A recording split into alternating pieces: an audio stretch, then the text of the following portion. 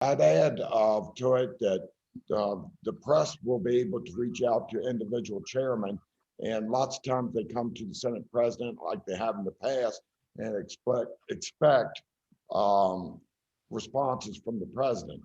And again, I've got to reiterate this, but I want to be able to get it to the chairs and let the chairs that are handling individual pieces of legislation be able to address that. I've got a great team of working on that. Now, another thing that, because Eric Tarr's not on this call today, and he's the finance chairman, I want to spend just a few minutes or a few seconds actually talking about the budget. I'm expecting this year's budget to be a flatline budget like the past 2 years. And then currently, we're running $173 million ahead of in this year's fiscal budget.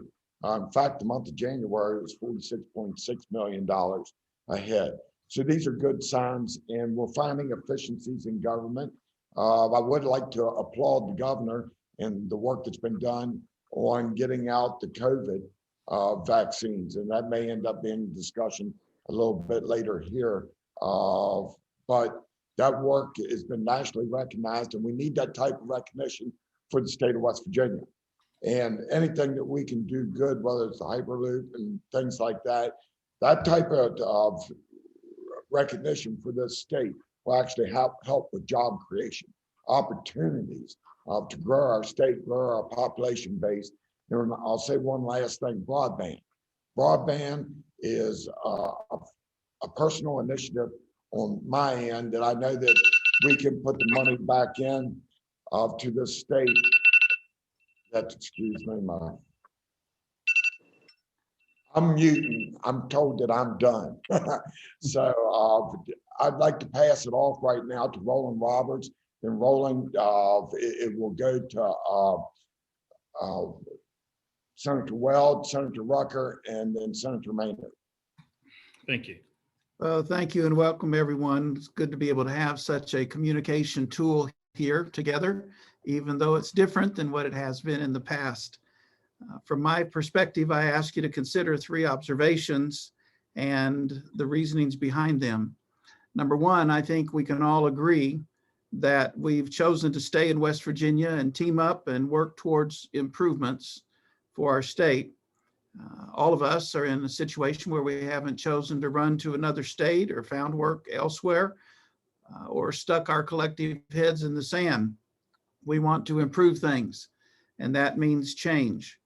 Therefore, I would ask as caucus chairman that as we as senators do our part, that you media leaders influence your state counterparts to assist us by effectively communicating to West Virginians and the world that positive things are happening in West Virginia.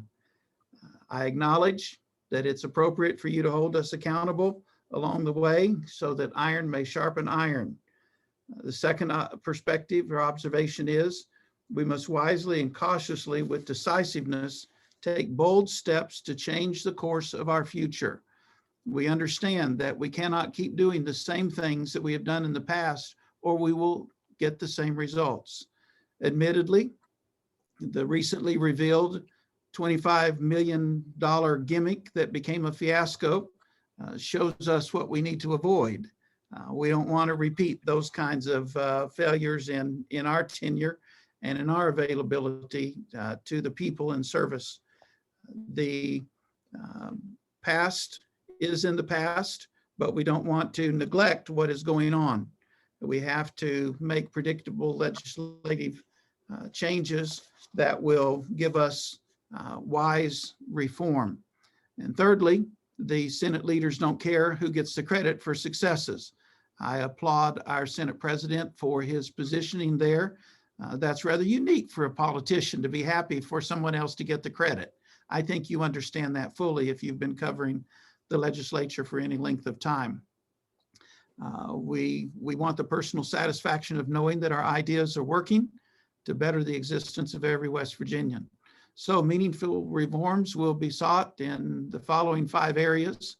As the president mentioned, creating broadband accessibility, also with taxation, so that the burden of taxes is shared by tourists, non-workers, travelers, and out-of-state businesses to a greater degree, rather than putting it on the backs of West Virginia workers. And we need some help with that. We can adjust some things there, and that'll be a challenging topic, but you'll hear more about that in the days ahead. We have some economic development practices that need to be looked at, some changes that have been made with COVID, that people have changed and reduced regulations, and it didn't hurt anything to be able to do that. So we hope that we're able to have some more regulations that will kind of be eliminated. Obviously, with the state government operations, there will be executive, legislative, and judicial branch things that need to be addressed, as well as the education things that Senator Rucker will be involved with. I have a list before me of some 125 or more bills that will be introduced right away. There are 27 with government reforms, 9 with judicial reform, 21 with education reform, 12 with tax reform, 16 with economic development, 9 with health and human resources, 9 with elections, 3 with agriculture, 3 with transportation and infrastructure, and about 16 miscellaneous bills. So we expect to hit the ground running because we really don't want to waste any time in this legislative session, because we don't exactly know what's going to develop as time goes on. Thank you very much. Thank you, Senator. We appreciate the update. There'll be time for questions later, and I'm sure there will be some. With that, following Senator Blair's direction, we'll go to Senator Ron Weld, please. Senator, are you on, please? Hi, good afternoon, Don. Good afternoon, everybody. Don, first, I want to take a second to recognize what you said about Mike Meyer. My office in Wheeling, where I work, is less than half a block away from the Wheeling Intel's office, and I would frequently stop down and just chat with Mike about not even politics, but just things in general. He was a big history buff. I'm a big history guy myself, and I will miss our talks very much, and I will miss the guy that came to be what I consider to be a friend very much as well. Second, on a lighter note, I will apologize for the fact that I apparently matched the background of the room that I'm in. I've never been in this room before and didn't know that I was going to match so well. So if any of you are having difficulty seeing me, I apologize. I'm here on behalf of my chairman, Charles Trump IV, and to discuss a little bit about the Judiciary Committee and the things that we'll be looking at this year. I think first and foremost, what we've been hearing from our members and from members of the public as well, our constituents, are looking at ways that we can improve upon and work on the governor's executive authority during a time of emergency, which we've been in, is related to COVID-19 since approximately last March. And how can we improve upon the governor's powers? How can we put some more of those powers into the legislature's hands, just to kind of balance the power that we see in our state government, whether it be the time of those state of emergencies and the declarations for how long they last, whether it be all of the powers that are contemplated within that declaration and what they can affect. We want to make sure that we are doing the best thing for our citizens, for our employers, and for those who come to the state to work here. And so I think that is something that we expect to see some action on this upcoming session. I think second, we've talked about liability as it relates to COVID and ensuring that people will not be held wrongfully liable for somebody else, unfortunately, contracting the virus, and making sure that we're holding to account the legal system to ensure that it doesn't become bogged down in cases involving COVID that it would really be difficult to mete out, to ferret out on a liability perspective. And so making sure that we take a look at that from a perspective of ensuring that we don't weigh the court system down with these types of cases. I think also we're going to be looking at several constitutional amendments this upcoming session, some of which we've discussed in the past, and whether that be legislative powers when it comes to impeachment proceedings. We discussed one last year, and it came up for a vote in the Senate, but it was not, it didn't pass with the 2/3 that it required. And so I think that addressing the Workman v. Carmichael ruling through a constitutional amendment will be something else that we see again this year. I think a constitutional amendment in respect towards rules of the State Board of Education is something that a lot of us have discussed visiting and talked about, not just in this session, but in prior ones as well, as we look towards the rules of the State Board of Education and the approval by the legislature, as every other rule by every other state agency in office is approved as well by the legislature. So it really wouldn't be putting them at odds, but really making them in line with every other department of the state. I think something else, and this is really goes to, it's both a judicial and a finance perspective, is a constitutional amendment regarding the ability to regulate the taxation system in the state of West Virginia.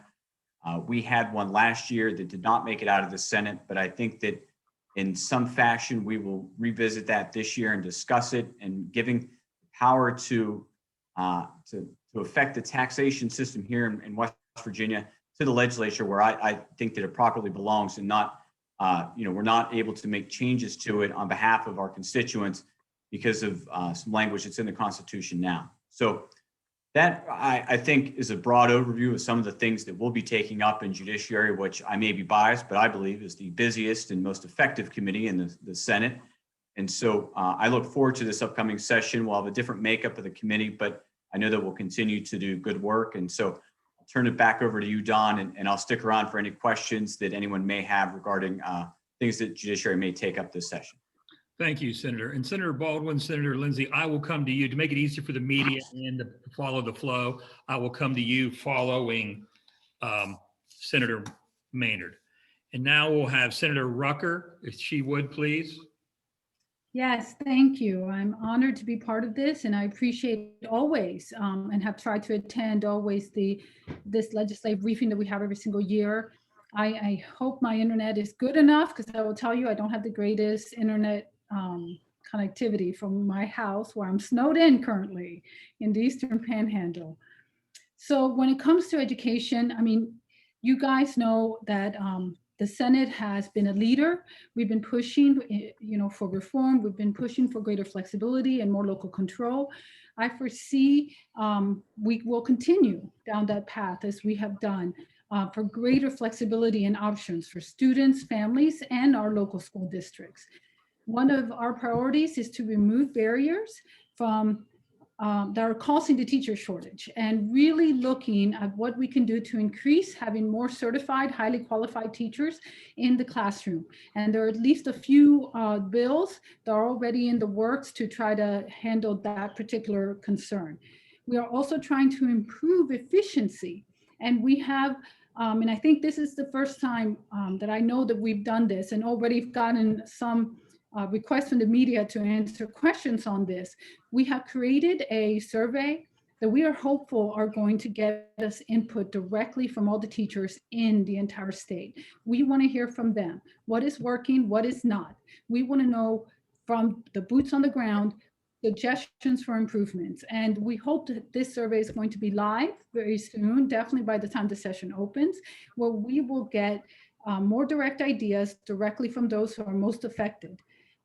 We're also trying to increase accountability. If the COVID has shown us anything, it's shown us the decisions that are made are important.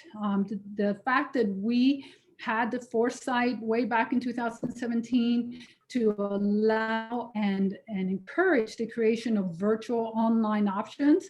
Well, thank goodness we did that, because that became our lifeline. But you know what? Because we have been so late to the game in innovation, there's a lot of mistakes that were made. We have discovered that we were not prepared, not ready. Our teachers weren't prepared. Our school systems weren't prepared. And so one of the things that we're doing is we're looking at school systems that have had virtual online options. A lot of this is because they've had charter schools that are virtual for over 20 years. And we're looking at what they have learned from their experience and seeing if we need to adjust our laws regarding virtual online education in West Virginia. And of course, you guys have heard, I'm sure, that it is our intention to try to improve upon the charter legislation that we've passed and the reform that we've passed done in the past, and really give families more and better options and more options to the local school districts. The amount of students that are choosing to go beyond the public school system is something that's concerning a lot in the education field, but the reality is this is the new normal, and we need to be ready to address the educational needs of all West Virginia students. And it is my intention that we will hopefully look at all those type of options. I'm happy to answer any questions, and I'll stay until the end. Thanks. Thank you, Senator. And I will, you were on the panel today, so I didn't want to reach out, but I will invite you back. We have an education panel tomorrow. If you're interested in expanding on anything, I'll send you the contacts. I'm sure your schedule's busy, but we have Chancellor Tucker from Higher Ed, and we hope to have Superintendent Birch from the state school system, but we're not positive on that yet. But I will send you the information. And with that, we will go to Senator Maynard. Hello, everyone. My name's Mark Maynard. I'm the senator from the 6th District.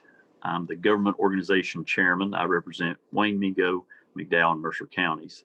I want to thank everyone for attending today, and I want to thank Dawn for making this possible. I'll start off by saying one of our main goals is to help attract jobs and people to West Virginia and to grow our economy. We're looking at legislation relating to all the licensed trades in the state, especially trades like plumbers, electricians, and similar jobs. We're looking to make it easier for former military personnel to count the experience and training they received there toward getting licensed here. We're streamlining the process of getting licensed in West Virginia. If someone has already been licensed in another state, we want to recognize that prior license while making sure that before we issue a license here, that the person applying is in good standing in the other state. In short, we want to make it easier for people to bring their occupation here, but at the same time, protect West Virginians from unqualified or problem practitioners. We also have found instances where West Virginia regulates occupation licensing more severely than many of our surrounding states. We're working on bills to adjust our standards to encourage getting licensed here, while at the same time, as always, making sure that our standards protect our citizens from unqualified workers. We're working on bills to help CVBs promote tourism in West Virginia, which is one of our state's largest industries. We're drafting bills to make sure CVBs get funding to enable them to carry out their mission of promoting tourism in West Virginia. We want to make sure that the booking companies like Airbnb and others contribute to the occupancy tax that funds the CVBs.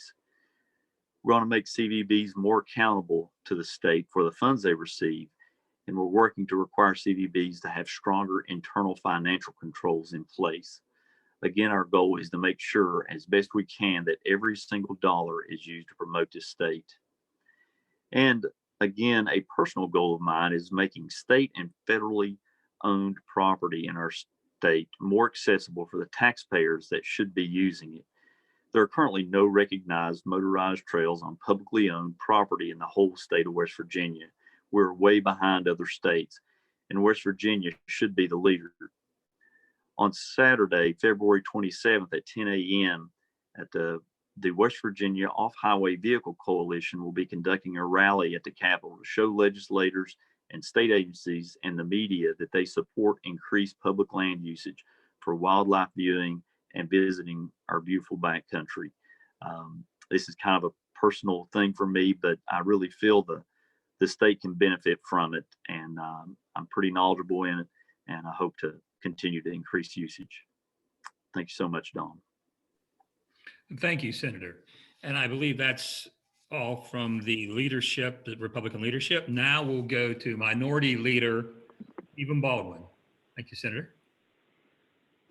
Thank you, Don. Thank you for this opportunity. Thank you all for being here today. It's good to see your faces.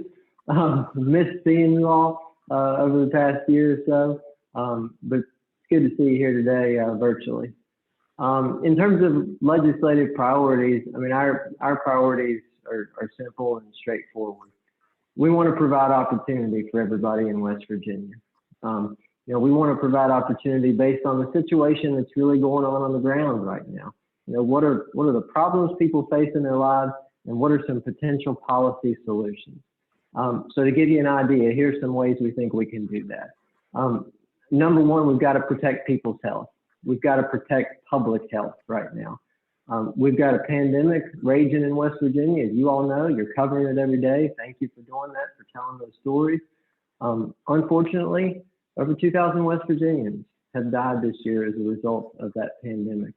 And there's so many more pressures. Small businesses that are struggling to stay afloat. Families are just maxed out right now. And all those roads lead back to COVID. So we've been focused right now on vaccinations. We feel like that is a very important next step. We're in touch with our federal leaders. We sent a letter. I guess it's coming up on 2 weeks ago. During COVID, I've lost all track of what day is what, but I think it was about 2 weeks ago, asking for assistance in increasing that supply. The governor has worked hard on that, which we appreciate very much. We have got to get those vaccinations in place so that we can protect public health. Related to public health, and unfortunately, this topic has not come up today, and I'm afraid that's what always happens. The drug crisis.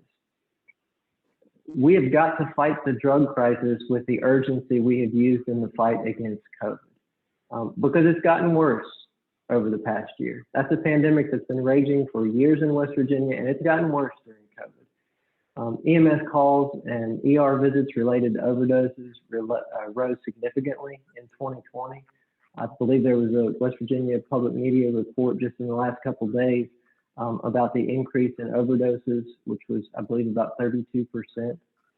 In my home county, crisis calls were up over 200% in 2020.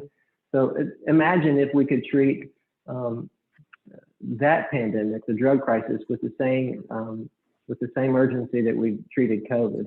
I'm not saying one is more important than the other. They are both public health pandemics, and both need a coordinated response. Broadband is another public health issue as well, and President Blair mentioned this, and I think this is an area where there's great opportunity for bipartisanship. We both parties want to make this a priority and get something done. The question is how. You know, the devil's in the details.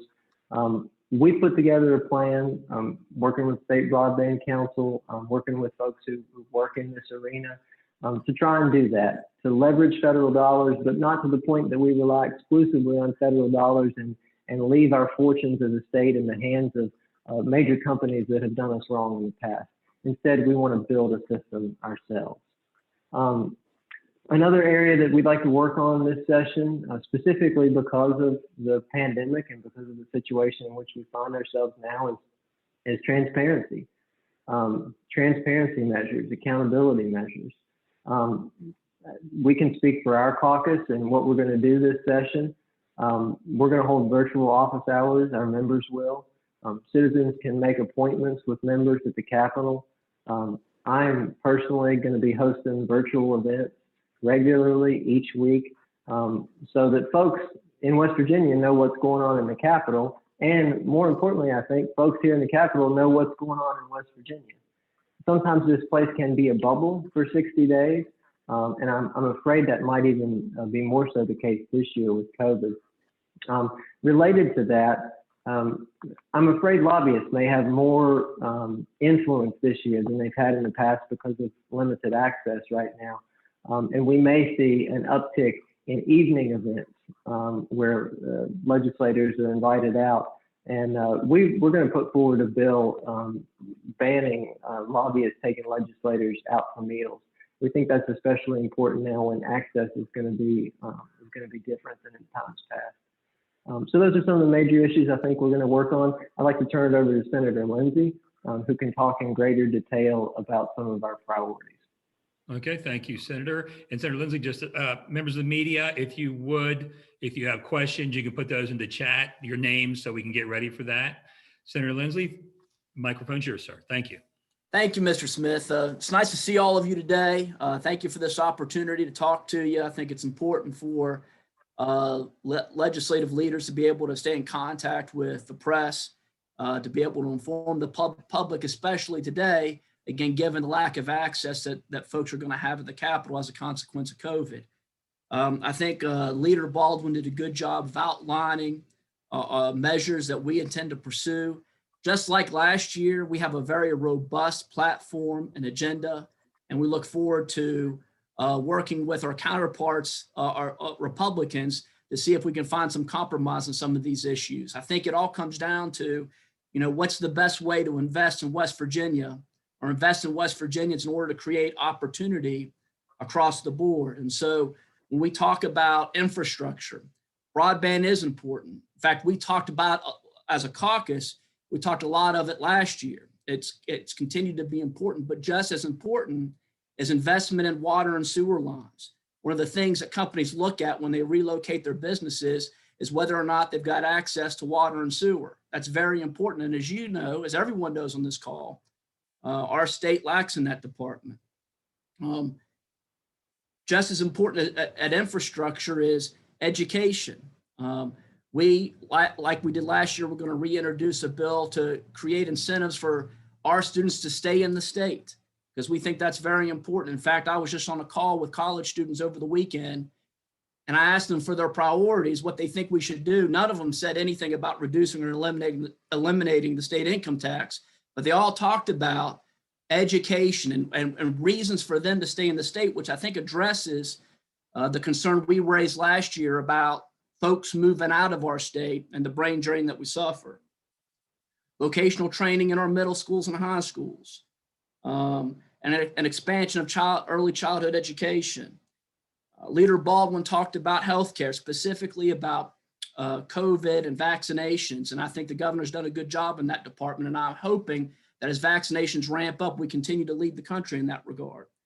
But we've always had issues with healthcare in our state. We have a population that suffers from diabetes, high blood pressure, congestive heart failure, COPD. So we need to work on those folks as well to make sure that they're healthy in order to be productive, and of course, lower our healthcare costs. So, we're going to reintroduce a bill to establish a health advisory team for folks that are poor and suffer from those particular ailments, to find out ways to treat those individuals.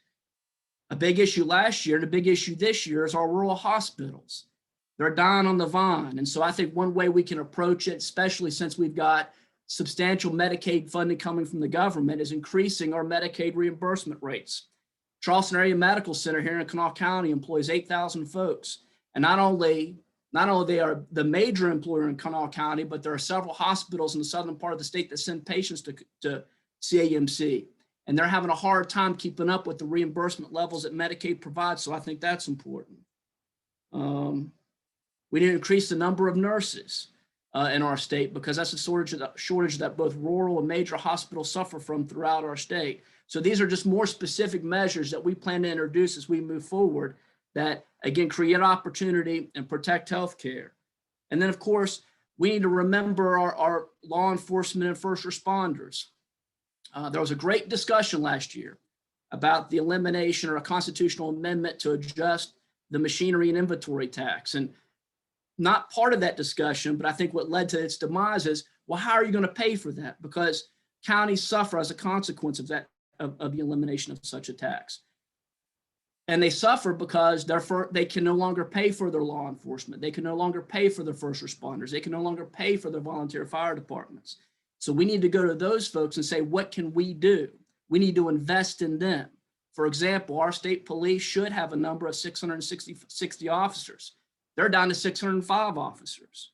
So we need to figure out ways to make sure that people have the opportunity across the board. And we need to invest in folks that protect us day and night, whether it's through healthcare, through law enforcement, through first responders. That is the goal of the Democratic caucus in the Senate. And we look forward to working with our Republican counterparts in achieving that goal. Well, thank you, Senator. Thank you. We appreciate it. And to everybody to all the legislators on the panel, West Virginia Press Association will host more of these, and we'll make the opportunity. If you decide, if there's a moment when the legislators say, wait, to talk to the media in a group, we can organize something. I'll point out we have 49 participants on the call and more than 30 members of the media and multiple platforms from television, radio, and of course our newspapers.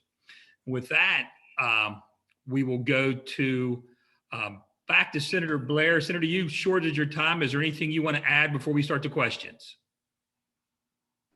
No, let's go ahead and get into questions. Very good. Our first question comes from Charles Young of the Exponent Telegram of Clarksburg, West Virginia News. Charles. Hi, this is Charles Young. I was just wondering if anybody from the GOP leadership could expand a little bit on your all's tax plans. I know from the governor, as Senator Lindsay just mentioned, we've heard talk about the elimination of the state income tax. Obviously, the big question is, how do you make up that revenue? I think I've heard Senator Blair say that anything they put forward would be neutral. I was just wondering if we know at this point how you go about accomplishing that. Thank you. Okay, I'll answer that question the best I can. First of all, we're still working on the plan and putting it together. But what you're going to end up doing is seeing a bill that will allow for the framework for the revenues that could actually go to reducing the personal income tax. But it will also be making it so that you can find efficiencies in state government as well. And those efficiencies that you have, those revenues are year in, year out in the budgetary process, and that can go over to reducing the personal income tax. Keeping in mind that we're putting broadband as a number one issue of over the next 10 years, I've been saying this, and I'm not shy about saying it. We'll see or have the potential for a growth with the reduction of the personal income tax of about 400,000 people moving back into the state of West Virginia. And that is keeping our youth here currently, which will go a long ways. Same way for our seniors that have a tendency of taking their wealth when they retire and moving away from the state of West Virginia.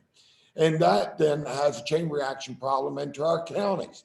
As Senator Lindsay was just talking about, well, how are you going to pay for it? Well, if we continue the current path that we're going that with the population decline, then it continues to have a shrinking pie that everybody fights over. We're talking about growing the revenue streams in this state, but you got to be able to make it so that people want to be here.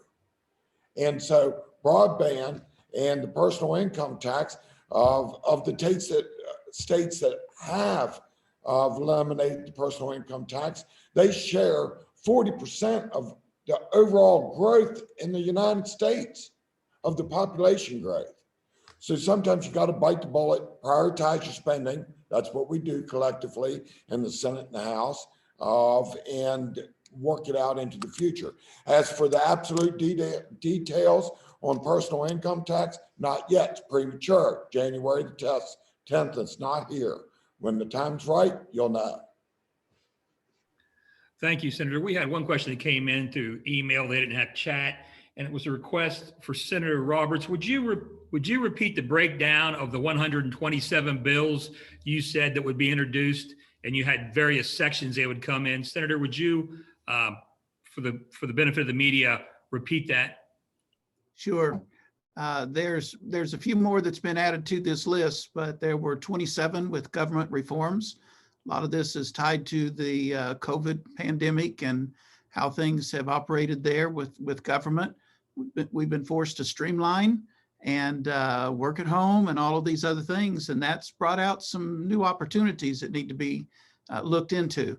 Then judicial reform, 9 bills, education reform, 21 bills, tax reform, 12, economic development, 16, health and human resources, 9, elections, the processes with those, 9, and then agriculture, 3 bills, and then transportation and infrastructure, 3 bills, and then in a miscellaneous assortment of 16 bills. Very good, Senator. Thank you. Yes, sir. Our next question from Aaron Beck. Aaron?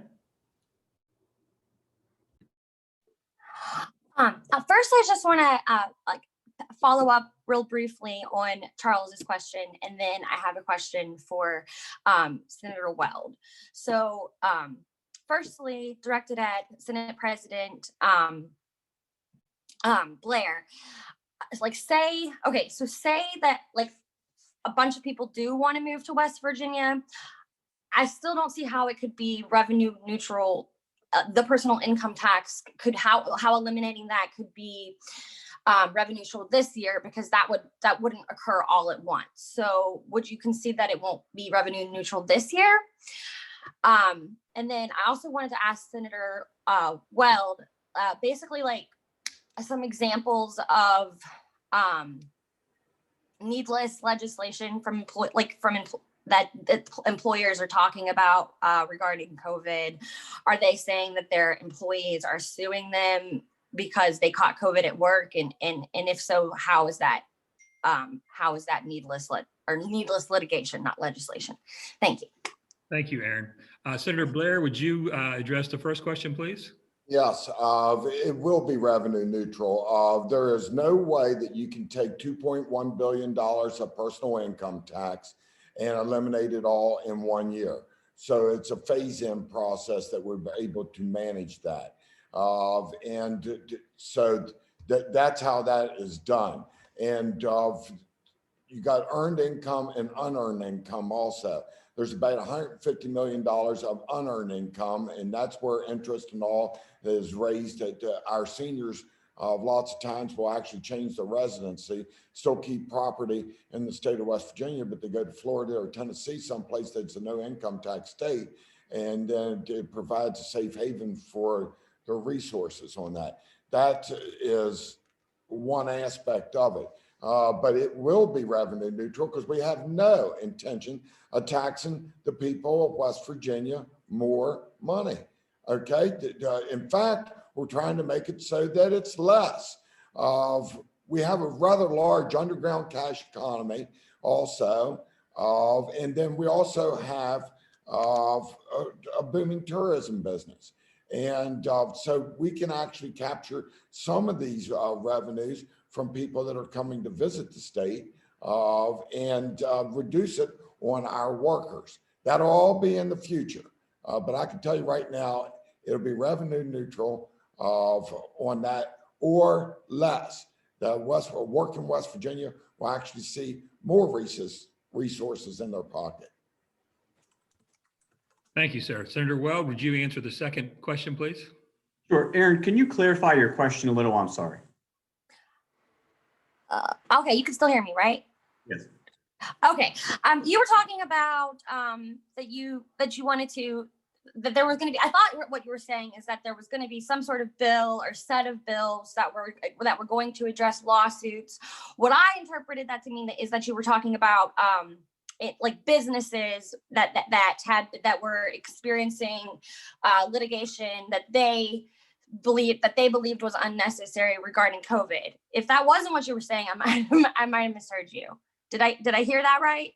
So what I was talking about are ways to ensure that if, we are going to have, so whenever you have something that is a cause of action, whether it be, I think you just used an example of an employer or an employee in a suit against an employer, or if you have somebody who, I don't know, is a customer at a department store, a retailer, a small business, you're going to have a cause of action, whatever it may be. There might also be within that cause of action frivolous lawsuits. And so we would want to ensure as we look towards what would be a new cause of action, because no one has ever contemplated COVID-19 previously, that as we look to litigation and suits that may involve COVID-19 liability, that we would not permit an area where there could be a growth of frivolous lawsuits regarding liability when it comes to a question of liability, or whether it be a small business or an employer, or even a private individual who may have had somebody over at their home. I mean, we're talking about a myriad of different things, but ensuring that we don't allow for the growth of frivolous lawsuits in that area and taking steps to really make sure that the court system is allowed to operate and take on cases that are not of that nature really was what I was going, that was the point that I was trying to make. Okay. And so then my question was like, are there businesses telling you that this is happening? What are they, and who's asking for this was basically my question. We had seen it all over the country. I've seen in different states suits arise out of COVID liability. Other states have taken on legislation regarding liability when it comes to COVID-19. So this is something that discussions that we have been having out of what we've seen arise in other states, whether it be suits or whether it be legislative action that they may have taken. And so it's not tied to any particular request or discussion that I personally have had, and I can't speak for all members of my caucus or the Senate at large. It hasn't arisen out of a conversation that I had, whether it be a private individual or an employer or a small business in my district, but just a discussion largely based on what we've seen around the country. Thank you, Senator. Our next question is from John Raby of AP. John? Hi, can you hear me okay? Yes, we can, John. Go ahead, please. Okay. Well, this question is, I wanted to get both sides' opinions about it. I wanted to get Senator Blair, the assessment of the governor's handling of the coronavirus pandemic. Legislatures in other states have expressed interest in reining in their governor's executive powers on the pandemic. So is there anything this legislature is concerned about? Are there areas where the governor's gone too far, or maybe areas where he needs to do more to protect our citizens? Okay. First of all, I think the governor's done a reasonable job during the pandemic. There's been some things I didn't like. There's been some things that I actually did like. One of the things that I can say is that when I've had complaints from constituents and I've voiced them to the governor's office or ideas on how to do it better, that normally they've reacted within 24 hours and addressed those issues. And that's a rather fast time, in my opinion, in my experience. Now, when it comes to COVID money that came in from the federal government, you know, nobody would have been questioning the governor's authority at all to dispense the money out if it was the normal $200 million a year or something like that the governor's office actually transfers around. But it wasn't that. It was $1.245 billion. And then everybody had grave concerns about how the governor spends this money. To the governor's credit, $700 million of it basically went into the unemployment fund to be able to keep that solvent. And the discount rate on that was about ready to drop. Then COVID hit. And we'd worked real hard on that, and it was going to go from 12 to 9. The handling the vaccines, nationally recognized. It's nice that West Virginia can get some press throughout this country where we're getting recognized for the work that we've done. You know, pension reforms is something that took place before the Republicans took over. But whenever I travel throughout the country, pensions is a big deal. People come up and ask about how we've managed that. We're very well funded in our pensions at this point in time. And I'm going to drift away just a little bit, and you guys need to talk about this in the press. But the average West Virginian, since the Republicans took over, is making $5,216 more a year. The family income is $7,000 and some dollars more a year. This is a big deal. This is expendable income. Second to Rhode Island, the poverty rate has dropped in the state of West Virginia. You know, West Virginians need to be able to hear about this, read about that, and be aware that the good work that's taking place, instead of, you know, complaining all the time about what's been going on in this state. There's been some really good things that have taken place. Thank you. Thank you, Senator. Senator Baldwin, would you like to comment on the governor's performance during COVID, please? I think Mr. Raby wanted comment from both sides. Yeah, thank you, Don. Thank you, John, for the question. We think that the governor has done a good job with COVID. You know, he's been responsive to the situation. You know, we've had some differences of opinion along the way. We proposed a Help Small Business Win Big program way back when, last spring. We thought it was really important that our local businesses were having a hard time staying afloat, and we wanted the state to step in and do something with CARES Act funding. And he did put forward a program which was helpful, but it was significantly smaller than we had envisioned and asked for, and frankly, than what the purpose of all this and what we thought the businesses needed in order to be able to stay afloat. And as I mentioned before, our small businesses continue to struggle. And we are still sitting on a significant amount of money. CARES money has been obligated, but it hasn't been spent. And we had called at that time for a legislative session. We thought it was our constitutional duty as the legislature to have a role in the disbursement of those funds. And unfortunately, our colleagues across the aisle in the Senate there did not agree with that and would not pursue that. But yes, overall, we think the governor has been very responsive, and we're particularly happy about the vaccination situation that we mentioned before. But we have got to get more supplies. We've got to get more supply. This week we got more. We hope to get more next week.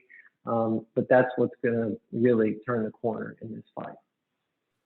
Thank you, Senator. We appreciate it. Next question from Stephen Allen Adams with Ogden. Yeah, Steve Adams here. Sorry, I was trying to swipe away a cat that was trying to claw at my bass amp. This question is for Patricia Rucker, Senator Rucker, in regards to education reform. Obviously, you talked a little bit about charter school legislation. I think the example was the school that tried to start up in Monongalia County, and some more school choice type legislation. But it would at least seem, especially with a couple of the lawsuits that were out there, there's an interest in family members and students wanting to have in-person school, which of course we do have currently at this time. The issue came up here recently with the State Board of Education bringing down directives requiring schools to open for K through 12 elementary and middle schools. You had a few counties that tried to do their own thing, and there was at least an effort to try to force them to comply before they ended up doing their own type of penalties.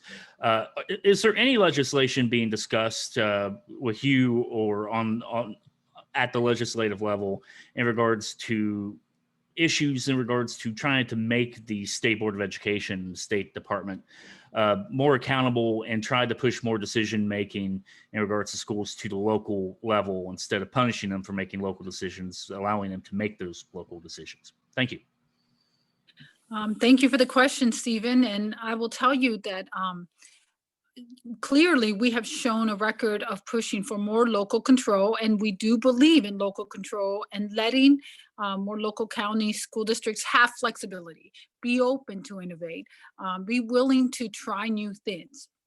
Having said that, there is a difference between innovation flexibility and ignoring state code or the Constitution. And I think that clearly, like, one of the things that we are not able to do as a legislature is let the local school districts not follow the Constitution. The Constitution says they must follow orders of the state board. The state board is the ultimate, I guess you'd say, authorizer and has oversight over the schools in West Virginia unless we pass a constitutional amendment. That's not going to be anything that we, the legislature, can change. So the local flexibility, giving them more options. In the education reform bill 2 years ago, we also gave them block grant funding so that 70% of their funding, they have this flexibility to put where they need and could prioritize. So we're doing everything we can, but there's certain, lines that we're not going to be able to cross through legislation. Having said that, just with any kind of flexibility and more control does come also responsibility. And there is definite talk from some legislatures to try to consider accountability. What are the proper steps that should be in place in case there is something that is going on that we're, clearly in violation of state code, clearly in violation of the Constitution, clearly they're not following the policies that were set forth. There does have to be some clarification, I think, of what exactly can happen in those circumstances. We already know that a state school board can take over a county, and it has happened, although they really don't like doing it. It is possible for them to do so. And also, in terms of the money, we give the money to the state board then gives it to the county. So who really has the ability to fiscally control the reins? We can discuss that. It definitely would be an interesting discussion to have. Thank you, Senator. And our final question will be from Brad McElhenney. Hi, friends. Good to see you all. I think maybe for Senators Blair and Baldwin, I would just like maybe a practical discussion of what we can expect this legislative session. There was talk at the beginning of using digital technology and teleconferencing more. Do you think that we, the media, may be in the gallery for floor session? What might be our access to committee meetings? And there was some talk about ways to make up the gap. How do you see that flowing? Thank you. Well, I feel compelled to ask a question back. Brad, are those kids in the background there? Hey, Senator Blair, that is my dog who's about 1.5 years old. She's playing with her wubba. Oh, is that right? So I need to know if I can bring her to Finance and Judiciary so that she can facilitate matters. I don't know about that. We haven't discussed animals, but I thought it was kids there. And you know, I'm a little hard of hearing, but I love the sound of kids playing. So I was having a little bit of fun with that. Look, I think that you're going to have access in multitude of ways. I've worked with the minority leader and the clerk and all of us trying to determine a path forward where we don't restrict ourselves. We don't know what the future lies in front of us, whether COVID situation could get better or get worse, but I don't want us anchored down in rules like that. I think if we allow ourselves some flexibility and the ability to communicate with each other, we can move down this path of, at least on the Senate side of the building, to where there can be some access of, like there was the other day on the first, on January the 13th. But we want to make sure that we don't end up getting members, staff, or your visitors where we have a COVID outbreak, and so many other states have tried to do this and ended up being shut down. We've done a pretty good job of managing things so far, and if we have a little bit of caution with the work that we're doing here, it greatly increases our chances of success and having a 60-day session that we're productive and the people of West Virginia don't lose any time. And keep in mind that we've got cell phones, we've got the digital technologies. One of the other things that I'm hoping to do is that members will be able to participate in committee meetings from their office. And that will be helpful, be able to vote and participate, and that'll give some more social distancing. And then on the Senate side, you know, the 34 senators, we're spread out fairly good on the floor to start with. So I think the path is there. And if we don't lock ourselves down into something for 60 days, there's going to be flexibilities either up or down to be able to continue through this. Stephen. Thank you, Senator Blair. Senator Baldwin? Yeah, I would echo what Senate President said. You know, he and I have had, we still are having ongoing discussions about what session is going to look like in terms of COVID. And we don't always see everything exactly the same, but we've had, you know, really open discussions about it. And I trust that those will continue. And I appreciate his willingness to have those. I mean, Brad, in terms of your specific question about, I heard your question being about, you know, access. How are we going to have communications? How are we going to be able to be in touch with one another since we can't do the normal thing? We in our caucus feel it's incumbent upon us to make those opportunities available because, you know, some folks who are covering the legislative session, they are in the vulnerable category themselves because of age or because of a chronic medical condition or because of someone in their home with those conditions. So we feel it is incumbent upon us to make opportunities available. So I talked before about how we're going to be doing virtual office hours for our constituents. And I also, I guess I would offer this as a question to all the members of the media on here, maybe for your feedback later on. I would love to know how that would best work. You know, I've been thinking about, do I do a weekly media availability via Zoom? Would a podcast be helpful? Using social media in new ways. I would love to hear from you what you think would be most helpful, because as Senator Roberts said before, we're all on the same page here. I mean, we're all on the same team. We are trying to move West Virginia forward. Policymakers and media are partners in some ways in being able to tell the story of West Virginia. And so I'd love to hear from you about ways that we can do that. We're exploring all those options right now and have some ideas of our own, and we're committed to making it happen in one way or another, even if that involves some trial and error. If you have ideas, please reach out to me. I want to hear from them. Thank you. Thank you, Senator. I'll close with the final question, but I will point out that all of the members of the media have been given your office email and your office phone and your communication directors, both for the majority and the minorities information. So they have follow-up questions, they can reach out to you. And we certainly appreciate your time on this. And to the members of the media, if you want to, please reach out to the senators or send them to the press, and we'll gather them and present them as a group from ideas we have. The final question, maybe to Senator Blair, maybe to both. Is there a possibility that if we have a COVID outbreak, that it gets worse, that the session is interrupted for a period of time, that you take a break and come back in 2 weeks or 3 weeks? Is that a possibility? Yes, it's a possibility. Again, I think I've described that nothing is off the table. I want the flexibility. We want the flexibility to have a productive session.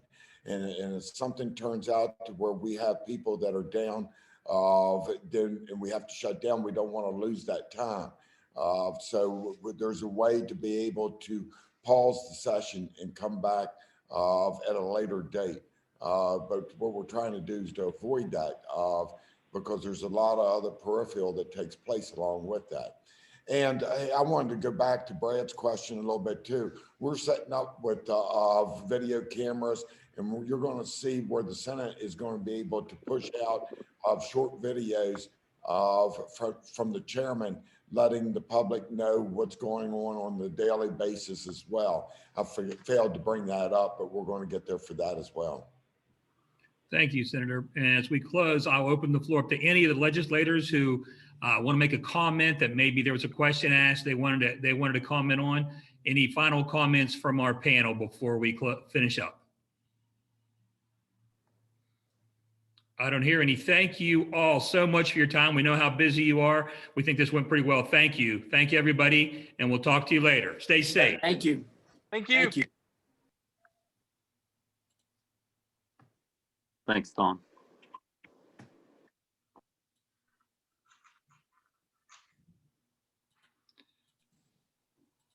Just Thanks, Don. Hey, Angel. Oh. Sorry, guys. I was trying to have another WUBA opportunity for everybody. I couldn't see your picture, Brad. It didn't download for me. Either you're going to want to Google WUBA, or maybe there's two other opportunities tomorrow. I will maybe hold the dog up and show everybody. You guys almost saw my pre-nap schedule with my children, but Oh no. All right. Well, hopefully if these are archived, then watch later. They are recorded for posterity, I'm sure. Yes, they are. And I completely recognize the squeaker noise. I have a dog too. Yeah. I'm glad you sympathize. Yeah. All right. Take care, you guys. Bye. Bye, everybody. Hey, Megan. Just wanted to say hey. She may be off, And- Elaine. Yeah. First, Yeah. Screen's froze. I was going to say hi to Ann too. Anyway, good to see everybody. Thanks, Don. Thank you. Went well. Appreciate it. Mhm. Goodbye, everyone.